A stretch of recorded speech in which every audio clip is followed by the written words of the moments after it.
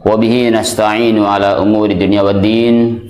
Wassalatu wassalamu ala asyrafil anbiya'i wal mursalin wa ala alihi wa ashabihi wa man tabi'ahum bi ihsanin ila yaumiddin. Amma ba'du. Kaum muslimin wal muslimat, anak-anakku yang saleh dan salehah semuanya, para pemirsa Niaga TV dimanapun Anda berada, rahimani wa rahimakumullahu ajma'in. Pertama kita bersyukur kepada Allah Subhanahu wa taala. Alhamdulillah, kesempatan yang baik ini kita bisa berjumpa kembali dalam acara kisah anak soleh. Ya, insya Allah kita sampaikan beberapa kisah untuk memberikan motivasi kepada kita, meningkatkan amal soleh kita, dan mengambil ibroh pelajaran dari apa yang kita sampaikan nanti, insya Allah. Tentunya kita mohon kepada Allah Subhanahu wa taala, semoga Allah Subhanahu wa taala melimpahkan kepada kita ilmu yang bermanfaat di dunia sampai di akhirat. Amin ya rabbal alamin. Keduanya salat dan salam semoga tercurahkan kepada Nabi kita Muhammad sallallahu alaihi wasallam, juga kepada keluarganya, kepada para sahabatnya, dan kepada orang-orang yang mengikuti sunnah-sunnah beliau sampai hari kiamat.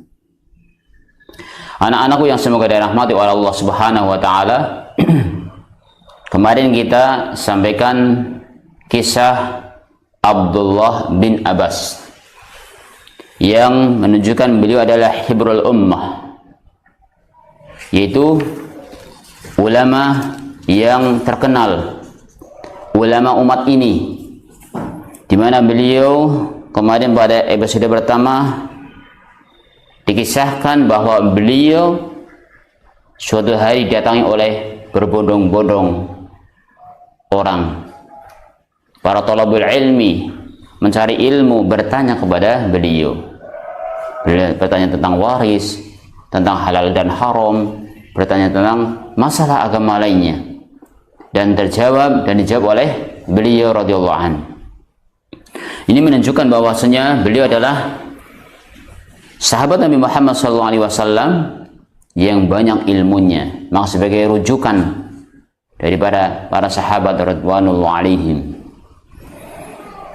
Dan beliau juga orang yang pandai menggunakan logika, berdebat dalam rangka menegakkan kebenaran.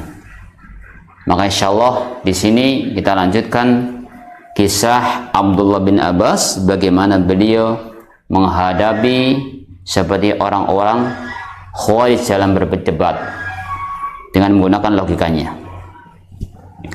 Dijelaskan di sini dalam buku 60 sahabat Nabi Muhammad SAW, meski sekian luasnya ilmu dan ketetapan argumentasi atau ketepatan argumentasi, Ibnu Abbas tidak melihat sebuah diskusi dan perdebatan itu sebagai wujud adu kecerdasan untuk memamerkan ilmunya.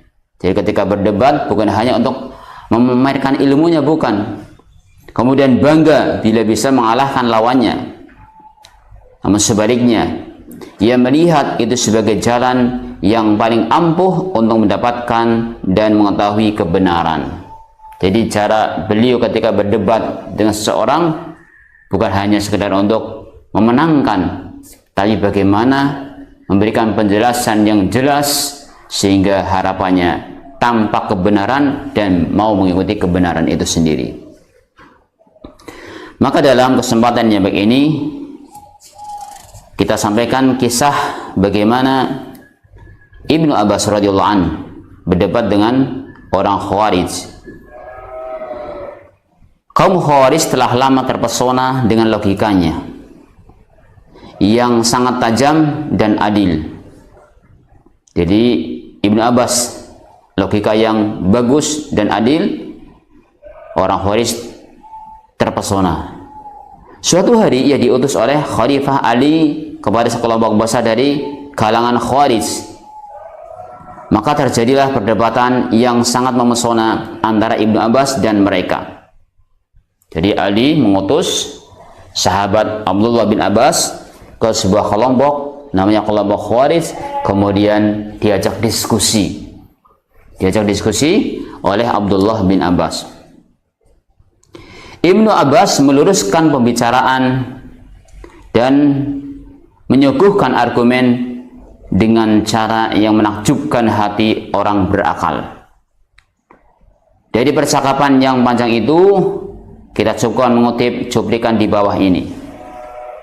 Jadi kita sampaikan sedikit dari cuplikan pembicaraan antara Abdullah bin Abbas dengan orang Khawarij, bagaimana beliau membantah syubhatnya. Ibnu Abbas menanyakan kepada mereka, apakah yang menyebabkan kalian menaruh dendam terhadap Ali? Ini perkataan Abdullah bin Abbas kepada orang Khawarij. Mereka menjawab, ada 3 hal yang menyebabkan kebencian kami kepadanya. Yang pertama, ia menyerahkan keputusan hukum kepada manusia dalam urusan agama Allah. Ini yang di pemikiran orang Khawarij, bahwa ia menyerahkan keputusan hukum kepada manusia dalam urusan agama Allah. Padahal Allah berfirman, menetapkan hukum itu hanyalah hak Allah. Surat Al-An'am ayat 57. Ini seakan-akan ini adalah mematahkan pendapatnya Ali bin Abi Thalib. Nanti kita dengarkan bagaimana penjelasan Ibnu Abbas. Kemudian yang kedua, ia berperang tetapi tidak menawan pihak musuh dan tidak pula mengambil harta rampasan. Seandainya pihak lawan itu orang-orang kafir, berarti harta mereka halal. Ini syubhat mereka. Sebaliknya, bila mereka orang-orang beriman, darah mereka tentu diharamkan. Ini yang kedua, yang perlu jawaban nanti, maka dengarkan dan usahakan sampai selesai. Yang ketiga, ketika proses tahkim, ia adalah menanggalkan sifat Amirul Mukminin dari dirinya demi mengabulkan tuntutan lawannya. Jika ia sudah tidak menjadi Amirul Mukminin, berarti ia menjadi pemimpin bagi orang-orang kafir, kata orang Khawarij. Logika mereka yang didasarkan nafsu itu dipatahkan oleh Ibnu Abbas. Jadi 3 masalah ini yang didasari oleh hawa nafsu mereka, maka dipatahkan oleh sahabat Abdullah bin Abbas ini. Dijawab oleh beliau dengan ungkapan mengenai perkataan kalian bahwa ia menyerahkan keputusan hukum kepada manusia dalam urusan agama Allah, apakah ada yang salah? Jadi ketika masalah keputusan hukum yang diserahkan kepada manusia dalam urusan agama Allah, apakah ada yang salah? Dibalas oleh Abdullah bin Abbas ini kepada orang Khawarij, ditanya kembali. Perhatikan firman Allah Subhanahu wa taala yang artinya, wahai orang-orang yang beriman, janganlah kamu membunuh hewan buruan. Ya, ini perintah atau larang dari Allah Subhanahu wa taala, janganlah membunuh binatang buruan, hewan buruan. Jadi hewan buruan baik yang boleh dimakan atau tidak, kecuali burung gagak, burung elang, kalajengking, tikus dan anjing buas. Dalam suatu riwayat termasuk juga ular. Ini tidak boleh dibunuh, kecuali yang tadi yang disebutkan.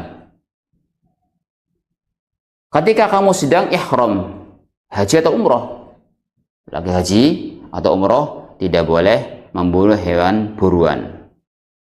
Tapi kalau yang tadi ada, kalau cengking mungkin nyokot, ya, menggigit, nggak apa-apa dibunuh. Atau ular, atau mungkin ada tikus atau anjing buas, itu yang boleh dibunuh. Tetapi untuk hewan buruan lainnya tidak boleh. Kapan? Ketika kita ihram, lagi haji atau umroh. Kemudian barang siapa di antara kamu membunuhnya dengan sengaja, misal bunuh kelinci, ya, dengan sengaja, maka dendanya ialah mengganti dengan hewan ternak yang sepadan dengan buruan yang dibunuhnya. Mengganti hewan buruan yang sepadan dengan hewan yang dibunuhnya tadi. Misal dia menangkap kelinci, dia membunuh kelinci, maka mengganti dengan kelinci tersebut yang sepadan dengannya. Menurut putusan dua orang yang ada di antara kamu sebagai hadyu. Apa itu hadyu? Hewan, yaitu unta, lembu, kambing, biri-biri yang dibawa ke Ka'bah untuk mendekatkan diri kepada Allah Subhanahu wa taala. Jadi, menurut putusan dua orang yang adil di antara kamu dengan hadyu yang dibawa ke Ka'bah. Atau kafarat, membayar tebusan dengan memberi makan orang-orang yang miskin. Jadi yang dibawa sampai ke daerah haram untuk disembelih di sana dan dagingnya dibagikan kepada fakir miskin di sana. Kemudian kalau tidak, atau kafarat membayar tebusan dengan memberi makanan orang-orang miskin sepadan dengan harga hewan ternak pengganti hewan yang dibunuh itu. Dia memberi makan kepada fakir miskin dengan seharga hewan tadi yang dibunuh. Misal kelinci harganya berapa? Misal kelinci harganya 200.000, maka seharga 200.000 itu diinfakkan, diberikan makanan, dibagikan ke orang fakir miskin. Atau berpuasa seimbang dengan makanan yang dikeluarkan itu. Ya. Puasa yang jumlah harinya sebanyak mud yang diberikan kepada fakir miskin seharga hewan yang dibunuh. Dengan catatan seorang fakir miskin mendapat 1 mud kurang lebih 6,5 ons. Ya. Jadi ada beberapa pilihan. Atau berpuasa seimbang dengan makanan yang dikeluarkan itu. Tujuannya apa? Agar dia merasakan akibat buruk dari perbuatannya. Allah telah memaafkan apa yang telah lalu.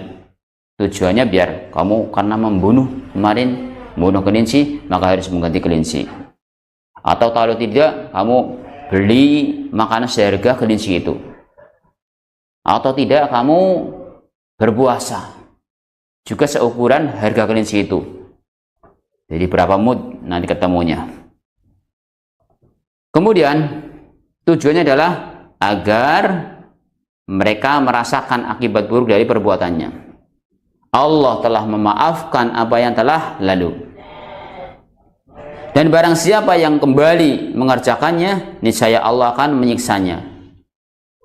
Dan Allah Maha Perkasa, memiliki kekuasaan untuk menyiksa. Surat Al-Maidah ayat 95.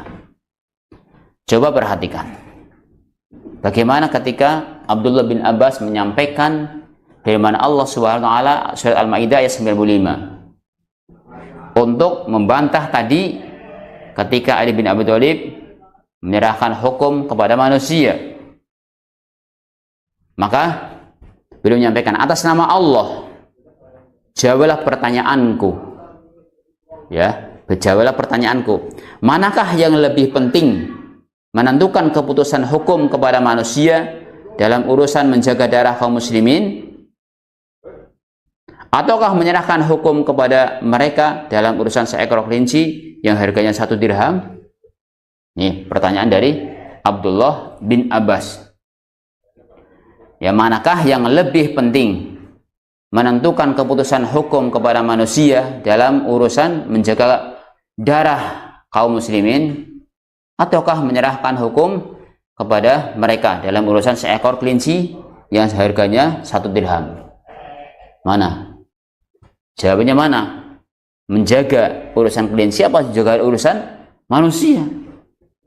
Secara akal jelas akan menjawab manusia. Maka ini membuat orang Khawarij itu terpesona, kalah dalam logika.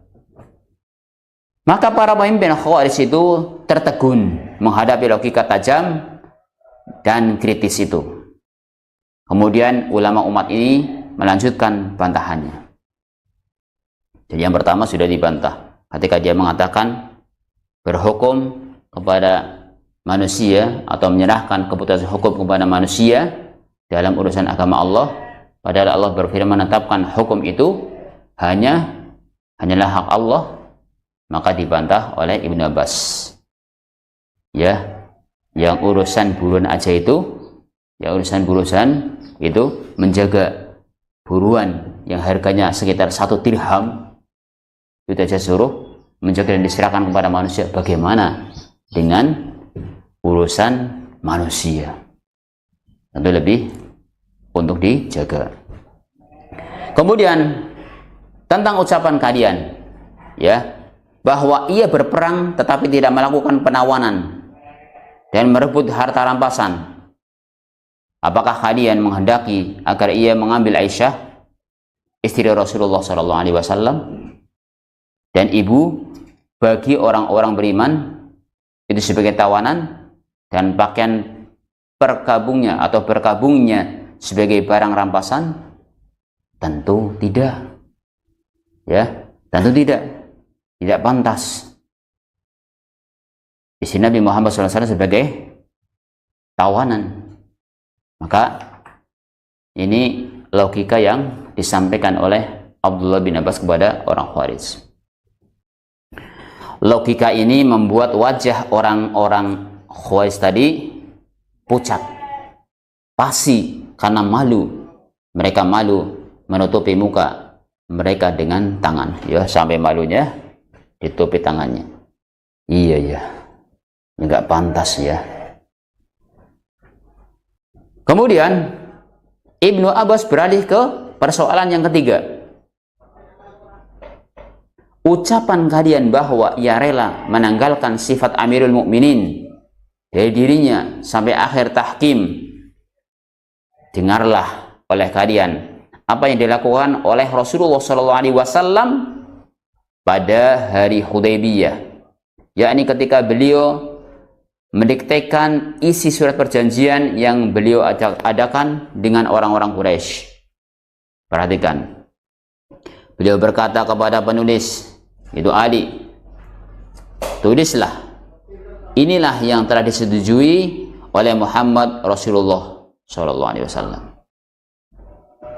Inilah yang telah disetujui oleh Muhammad Rasulullah SAW. Namun utusan Quraisy menjawab, demi Allah, seandainya kami mengakuimu sebagai utusan Allah, tentu kami tidak menghalangimu ke Baitullah dan tidak akan memerangimu. Ini jawaban orang Quraisy. Demi Allah, seandainya kami mengakuimu sebagai utusan Allah, tentu kami tidak akan menghalangimu ke Baitullah dan tidak akan memerangimu. Terus gimana? Tulislah. Ya, tulislah. Inilah yang telah disetujui oleh Muhammad bin Abdullah. Rasulullah berkata kepada mereka, ya, Rasulullah SAW berkata kepada mereka, demi Allah, aku ini benar-benar utusan Allah, meskipun kalian mendustakannya. Beliau lalu bersabda kepada penulis surat perjanjian itu, tulislah apa yang mereka kehendaki. Tulislah apa yang mereka kehendaki. Inilah yang telah disetujui oleh Muhammad bin Abdullah. Jadi sampai tulislah sesuai dengan apa yang dia kehendaki. Inilah yang telah disetujui oleh Muhammad bin Abdullah. Akhirnya perdebatan antara Ibnu Abbas dan Khawarij berlangsung dengan cara yang menarik dan menakjubkan, sehingga ketika perdebatan belum berakhir saja ada 20.000 orang di antara mereka bangkit serentak dan menyatakan kepuasan mereka terhadap keterangan-keterangan Ibnu Abbas dan sekaligus memaklumkan penarikan diri mereka dari permusuhan terhadap Ali. Ada 20.000 orang yang mereka bangkit serentak dan menyatakan kepuasan, ya, bagus sekali keputusan dari Abdullah bin Abbas, merasa lega mereka dengan apa yang disampaikan oleh Abdullah bin Abbas. Jadi 3 permasalahan tadi, ya, dijawab. Kemudian akhirnya mereka ya penarikan diri mereka dari permusuhan terhadap Ali, tidak memusuhi Ali radhiyallahu anhu. Kaum muslimin, para pendengar dan para pemirsa dimanapun Anda berada, rahimani wa rahimakumullah ajma'in, Ibnu Abbas tidak saja memiliki kekayaan ilmu pengetahuan yang luas, ia juga memiliki kekayaan yang lebih besar lagi, yakni etika malu dan akhlak para ulama. Selain itu, ia merupakan imam dan teladan dalam persialan kedermawanan dan kemurahan hati. Jadi dia contoh dalam kedermawannya, kemudian contoh dalam keilmuannya dan lainnya. Bahkan ia membagi-bagikan hartanya secara luas kepada manusia, persis sebagaimana ia melimpahkan ilmunya kepada mereka. Bagi-bagi harta, juga bagi-bagi ilmu kepada manusia. Luar biasa, Masya Allah. Orang-orang yang hidup semasa dengannya pernah menceritakan dirinya. Orang yang pernah hidup semasa Abdullah bin Abbas menceritakan tentang dirinya bahwa kami tidak pernah melihat rumah yang lebih banyak makanan, minuman, buah-buahan, dan ilmunya selain rumah Ibnu Abbas. Subhanallah. Makanan, minuman, buah-buahan, dan ilmunya luar biasa. Maka sampai mendapatkan komentar dari orang yang hidup di zamannya Abdullah bin Abbas, kami tidak pernah melihat orang atau melihat rumah yang lebih banyak makanan, minuman, buah-buahan, dan ilmunya selain rumah Ibnu Abbas. Itulah kondisinya. Selain dia punya ilmu, punya harta, dan mudah untuk berbagi. Ibnu Abbas adalah sosok yang berhati suci dan berjiwa bersih. Ia tidak pernah menaruh dendam atau kebencian kepada siapapun. Keinginannya yang tidak pernah menjadi kenyang ialah harapannya agar setiap orang baik, ya setiap orang baik yang dikenalnya maupun tidak mendapatkan kebaikan, baik yang dia kenal atau yang tidak dia kenal, agar mendapatkan kebaikan. Itu keinginan yang luar biasa. Dan beliau adalah orang yang pemaaf. Kemudian ia pernah berkata tentang dirinya, ini perkataan yang luar biasa, sungguh setiap aku mengetahui suatu ayat dari kitab Allah, aku berharap semua manusia mengetahui seperti apa yang aku ketahuinya. Jadi keinginan beliau untuk menyebarkan ilmu. Setiap ilmu yang aku ketahui dari kitab Allah, saya ingin menyebarkan ilmu ini agar manusia mengetahui seperti yang aku ketahui.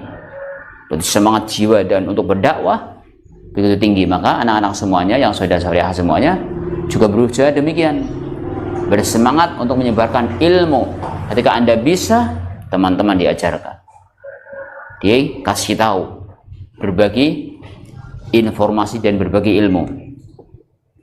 Setiap aku mendengar seorang hakim di antara hakim-hakim Islam melaksanakan keadilan dan memutus sesuatu perkara dengan adil, aku merasa gembira dan mendoakan kebaikan untuknya. Jadi kalau ada hakim ternyata dia memutuskan dengan cara adil sesuai dengan keadilannya, maka beliau pun merasa senang, lega, dan ikut bergembira dengan sikap hakim itu sendiri. Dan juga aku merasa gembira dan mendoakan kebaikan untuknya, meskipun aku tidak ada kaitannya dengan persoalan itu. Jadi kalau ada orang mendapatkan kebaikan, dia ikut bergembira, meskipun dia tidak ada kaitannya. Makanya sudah sebaiknya anak-anak semuanya, saudaraku seiman dimanapun Anda berada, kalau ada saudaranya mendapatkan kebaikan, hilangkan rasa dengki, rasa benci. Ya mungkin temannya beli motor baru, temannya beli sepeda baru, harusnya ikut bersenang hati, ikut bersyukur kepada Allah SWT, senang, gembira, bukan malah nggak suka. Ini Ibnu Abbas atau Abdullah bin Abbas senang ketika orang lain itu gembira, meskipun tidak ada kaitannya. dan dia selalu mendoakan kebaikan untuknya. Setiap aku mendengar hujan turun membasahi bumi kaum muslimin, aku merasa bahagia. Lalu ada hujan di daerah sana, daerah sini, walaupun di sini enggak, ikut bahagia dan senang. Karena berarti dunianya, buminya dibasahi oleh air hujan yang nantinya bisa subur. Aku merasa bahagia meskipun tidak seekor pun binatang ternakku yang digembalakan di bumi tersebut. Jadi walaupun tidak punya hewan yang ada di sebelah sana, di sana lagi hujan, mendapatkan nikmat hujan, di sini tidak, aku pun ikut bahagia, ikut senang, ya, melihat kondisi seperti itu. Itulah sikap Abdullah bin Abbas. Bagaimana beliau menata hatinya sehingga pemaaf, kemudian bahagia. Ketika orang bahagia, dia biasa mengikuti merasakan apa yang mereka rasakan, bisa mengikutinya. Kemudian Abdullah bin Abbas ialah ahli ibadah. Di samping dia dermawan tadi, ilmunya banyak, dia juga ahli ibadah yang tekun beribadah dan taat. Ia selalu bangun untuk sholat malam, berpuasa pada siang hari. Subhanallah, luar biasa. Bangun malam untuk sholat malam, ya, sholat tahajud dan sholat lainnya, kemudian berpuasa pada siang hari. Dan kedua matanya seolah-olah telah hafal aliran air matanya di kedua pipinya karena seringnya ia menangis. Jadi aliran mata yang mengalir di pipinya seakan sudah hafal karena beliau sering menangis, takut kepada Allah Subhanahu wa Ta'ala. Di malam hari sholat malam dan di siang hari dia berpuasa. Semoga Allah Subhanahu wa Ta'ala mudahkan kita untuk mengikuti jejak-jejaknya, walaupun gak 100%, berapa persen di anak-anak semuanya. Kemudian baik saat sholat maupun ketika membaca Al-Quran, dia menangis. Ketika ia membaca ayat-ayat Al-Quran yang memuat berita yang menyedihkan atau ancaman, apalagi mengenai maut, dan saat dibangkitkan tangisannya bertambah keras ketika mendapatkan ayat-ayat yang itu merupakan ancaman dari Allah Subhanahu wa Ta'ala untuk orang-orang kafir, untuk orang yang masuk kepada Allah Subhanahu wa Ta'ala diancam, maka beliau itu menangis. Dan tambah dahsyat tangisannya ketika dia mengenal maut dan saat dibangkitkan, karena begitu dahsyat. Bahkan Allah mengingatkan, wa kullu ma'ati yaumal qiyamati farada. Setiap orang itu akan menghadap Allah itu sendiri nanti. Tanggung jawab akan perbuatannya. Terus apa yang kita siapkan semuanya? Sudah apa yang kita siapkan untuk menghadap Allah Subhanahu wa Ta'ala? Maka sudah sepantas kita harus kembali kepada Allah Subhanahu wa Ta'ala, bertaubat kepada Allah Subhanahu wa Ta'ala. Kemudian Ibnu Abbas juga seorang pemberani, dipercaya dan bijaksana. Pemberani, terpercaya dan bijaksana. Sikap-sikap yang hebat. Dalam perselisihan yang terjadi di antara Ali dan Muawiyah, ia mempunyai beberapa pendapat yang menunjukkan tingginya kecerdasan dan luasnya siasat. Ia lebih mementingkan perdamaian daripada peperangan. Lebih memilih memecahkan masalah dengan jalan lemah lembut daripada kekerasan, dan mendahulukan otak daripada otot. Ya, itu jadi mendahulukan perdamaian ketika ada perselisihan di antara mereka. Itulah sikap Abdullah bin Abbas. Ketika Al-Husain bermaksud pergi ke Irak, Al-Husain bermaksud pergi ke Irak. Kemudian untuk apa? Untuk memerangi Ibnu Ziyad dan Yazid. Ibnu Abbas menasihati Al-Husain, memegang tangannya. Dipegang tangannya oleh Abdullah bin Abbas. Dan berusaha sekuat tenaga untuk menghalanginya. Udah, jangan perang. Damai saja. Dinasihati. Ketika ia mendengar kematiannya, Ibnu Abbas sangat terpukul dan memilih berdiam di rumah untuk meredakan kesedihannya. Tadi sudah dinasihati, ternyata perang, akhirnya dia pun memilih untuk berdiam diri di rumah dan untuk meredakan kesedihannya. Setiap ada pertentangan antara sesama muslim, tidak ada yang dilakukan oleh Ibnu Abbas selain mengacungkan bendera perdamaian. Ya, perdamaian. Mengeluarkan kata-kata yang lunak. Jadi inilah yang seharusnya seorang muslim antara satu dengan yang lainnya, bagaimana kita damai. Ketika ada salah paham, kita berusaha diluruskan kesalahpahaman itu. Kemudian kita damai dengan kata-kata yang lunak dan melenyapkan kesalahpahaman. Sehingga ketika salah paham akan hilang, maka perdamaian akan bisa dimunculkan. Saudara muslimin rahimani wa rahimakumullah ajma'in. Itulah bagaimana kisah Abdullah bin Abbas, di mana beliau adalah seorang yang terkenal ahli ibadah, dermawan, kemudian juga logikanya bagus, orang yang cerdas dan orangnya yang hebat tadi, sehingga kita bisa mengambil banyak pelajaran dari beliau. Yang pada akhirnya beliau radhiyallahu anhu juga meninggal sebagai manusia, sebagaimana manusia pada umumnya. Ibnu Abbas memenuhi dunianya dengan ilmu dan hikmah, serta menyebarkan nasihat dan nilai-nilai ketakwaan di antara umat. Saat berusia 71 tahun, ia terpanggil untuk menemui Robnya yang Maha Agung. Dari umur 71 tahun, beliau dipanggil oleh Allah Subhanahu wa taala alias meninggal.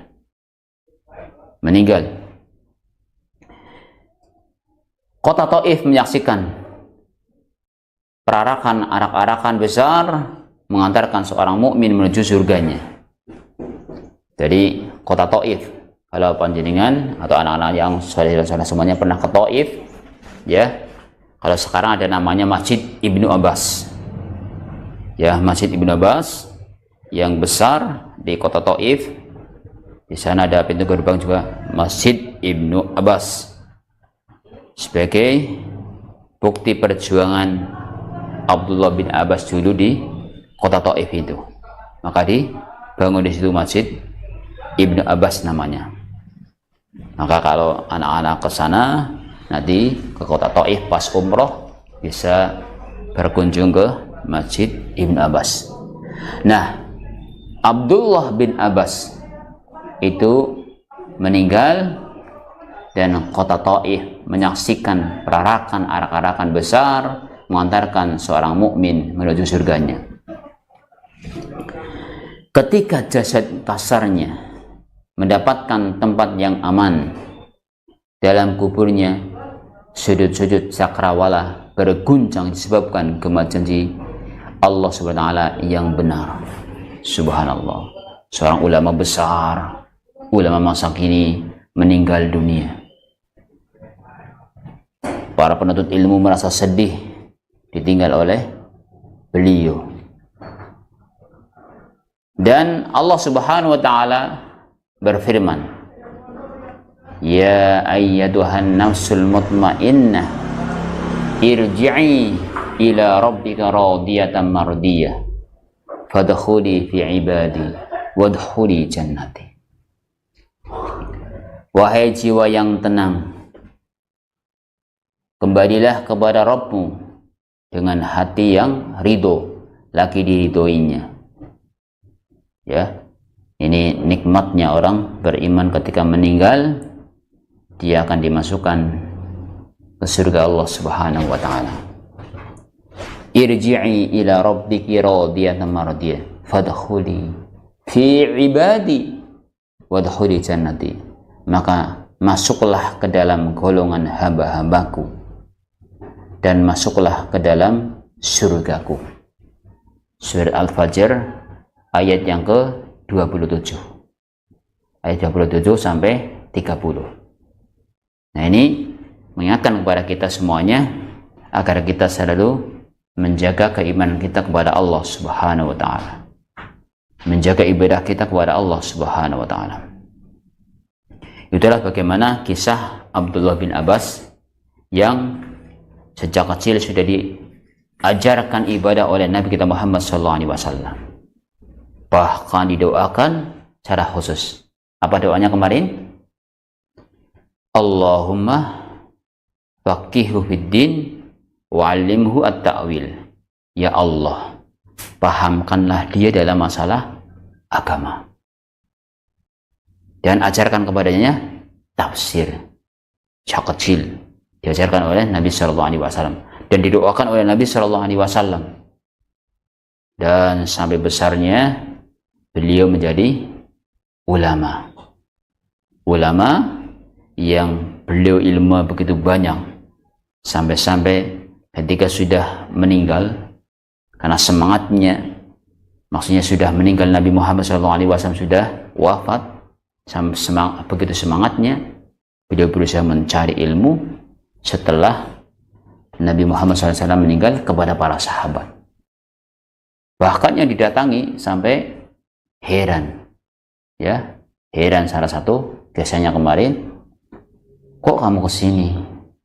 Andaikan saya suruh ke rumahmu aja, saya siap.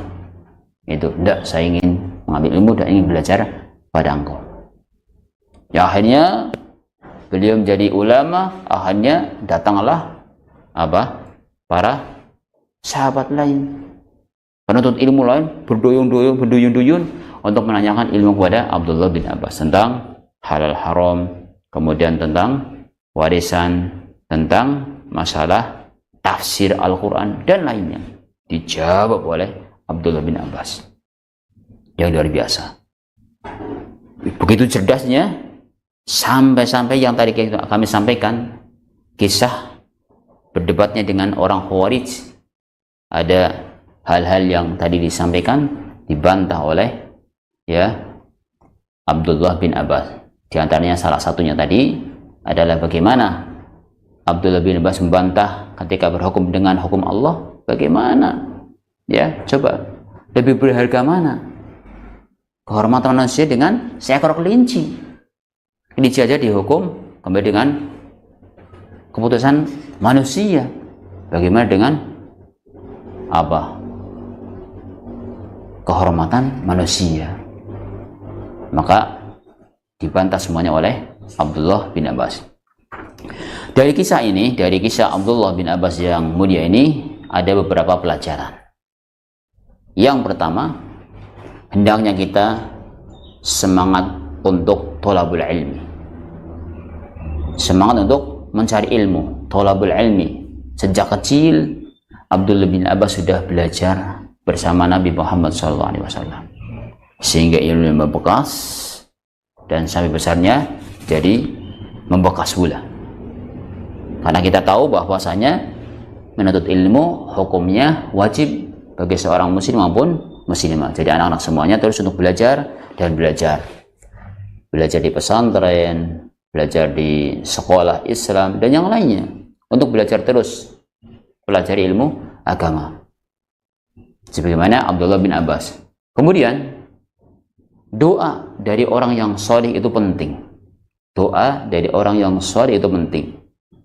Maka ketika seorang minta agar didoakan menjadi anak yang baik, anak yang soleh, adalah hal yang bagus, dan orang yang soleh hendaknya mendoakannya. Sebagaimana Nabi Muhammad SAW mendoakan kepada Abdullah bin Abbas tadi, ya Allah, jadikanlah dia orang yang paham dalam agama. Allahumma faqihhu fiddin wa'allimhu at-ta'wil. Kemudian yang ketiga, beliau radhiyallahu anhu telah dia mendapatkan ilmu, punya ilmu, kemudian semangat untuk thalabul ilmi, beliau juga semangat untuk menyebarkan ilmu, berdakwah. Itu pelajaran penting. Buktinya mana, Ustaz? Buktinya tadi adalah ketika ada orang yang berduyun-duyun datang, beliau layani dan beliau sambut, bahkan beliau jawab padahal sampai desel-deselan. Orang Jawa bilang desel-deselan yang pada datang ke beliau, pada sowan ke rumah beliau untuk mencari ilmu. Tapi beliau tetap semangat dan berdakwah menyebarkan ilmu. Kenapa coba anak-anak semuanya? Kenapa? Karena orang yang sudah tahu itu wajib menyampaikan ilmu itu. Makanya tertanam dalam Ibnu Abbas itu apa yang dia ketahui tadi tentang Al-Quran, tentang ilmu agama, dia berusaha semua orang biar mengetahui seperti apa yang aku tahu. Maka itulah semangat beliau untuk berdakwah. Jadi kewajiban. Yang kedua, orang yang berdakwah di jalan Allah SWT, dia akan mendapatkan pahala sebagaimana yang dilakukan oleh orang-orang yang didakwai. Nabi kita Muhammad SAW bersabda, "Man dalla ala khairin falahu mislu ajri fa'alihi."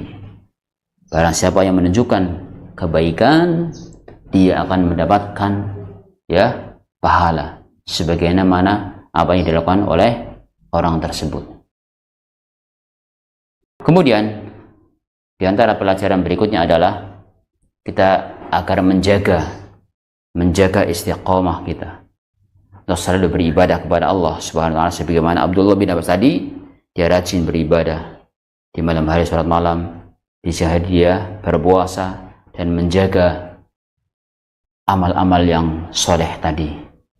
Nah, kita terus berusaha menjaga amal soleh, sehingga yang terakhir adalah ketika seorang menjaga amal solehnya, diharapkan kita akan meninggal dalam keadaan husnul khotimah, baik pungkasannya, baik akhir hayatnya. Itulah harapan kita setiap muslim. Mari kita mohon kepada Allah Subhanahu wa taala, semoga Allah Subhanahu wa taala memberikan kepada kita ilmu yang bermanfaat di dunia sampai di akhirat, dan Allah Subhanahu wa taala mematakan kita dalam keadaan Islam dan membawa iman kepada Allah Subhanahu wa taala, sehingga kita masuk pada firman Allah Subhanahu wa taala tadi, ya ayyatuhan nafsul mutmainnah irji'i ila rabbika radiyatan mardiyah fadkhuli fi ibadi wadkhuli jannati. Wahai jiwa yang tenang, kembalilah kepada Rabbmu dengan hati yang ridho, lagi diridhoi, maka masuklah ke dalam golongan hamba-hambaku